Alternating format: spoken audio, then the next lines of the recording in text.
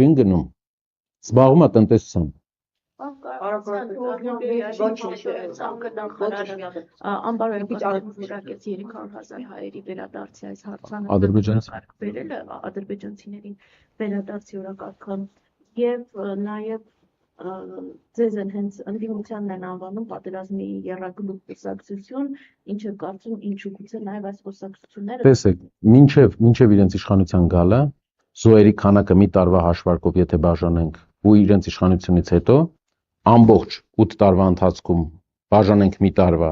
եւ մինչև մոտապես իրենք բերել են երկրորդ համաշխարհից հետո հայ ազգին ամենաշատ զոհերը պատերազմական զոհերը իրենք բերել են ամենաշատ գիտեք հայ ժողովրդի համար ստրեսային իրավիճակները 21-րդ դարում իրենց քաղաքականության արդյունքում է տարխային գոռոզության արդյունքում ինչ վերաբերվում է բարոյականության մասին կարծում եմ բարոյական չէ Հայաստանի ղեկավարության այսօրվա ղեկավարության վարվելակերպի նշանակալի մասը, որի մասին մեր հասարակության մեծ մասը արդեն արտահայտվել է։ Բարոյական չէ ժողովրդից սուտ պահել, թե ինչ պրոցեսներ են կատարվում, իրենց մեջքի հետևում հմեկը մի անգամ սրա մասին չի խոսացել։ Բարոյական չէ դա, որ առավոտ մարդը զարթնի իմանա, որ իր երկրի սահմանադրությունն է փոխվում։ Ու ոչ թե իր երկրի հասարակության պահանջով, ով իրավունք կրողն է այս երկրի, այլ հարևան երկրի նախագահի։ Շնորհակալություն եմ հայտնում։ Սա նաև քաղաքացիների մտահոգությունն եմ ես փոխանցում, հարցնում են դիցուք դուք ընտրվել եք, ձեր ուժը ընտրվել է, կամ ընդդիմությունը միասնականորեն հնարավորությունը դարձրել է, բայց կա ինագուրացիային հասնելու շրջանը, իսկ այդ շրջանում իշխանությունը դեռևս ենթարկում է այն մարդուն, որ իշխանության ղեկին է, մանավանդ մեր պարագայում մենք չգիտենք մեր ոստիկանությունը ինչպես կդրսևորեն իրենց։ Այս ընթացքի համար դուք արդեն հիմային աշխատանք պլաններ եւ անձամբ դուք առաջնորդելու եք այս պրոցեսները մինչեւ որ կգա համացանությունը նաեւ ամբողջ ռիսկերը հաշվառելով եւ հակառակը եթե դուք չեք ընտրվում եւ այդուհանդերձ ադրբեջանցիները ավելի ուժգին այս վերադարձի իբր վերադարձի քաղաքականությունը սկսում են իրագործել լքերով դուք որպես ընդդիմադիր եւ քաղաքական գործիչ շարունակելու եք առաջնորդել եւ դիմադրել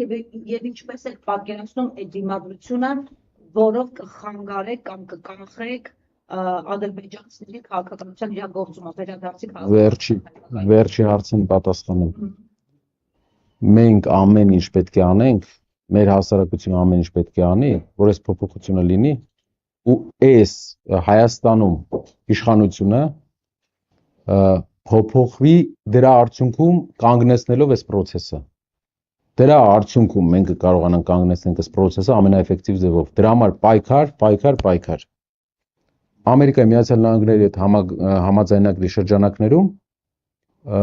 ադրբեջանցիներին թույլ էր տրվել զենք գնել Ամերիկայից, իսկ հայերին գիտեք նույն կետով ինչ էր թույլ տրվել։ Ոստիկանական աջակցություն։ Հայաստանի Հանրապետությունը Ամերիկայից ստացել է ոստիկաններին աջակցություն, ադրբեջանցիները ստացել են զենք գնելու իրավունք բանակի։ Դուք պատկերացրեք իրենց բանակցային հմտությունների գագաթնակետերը նայեք։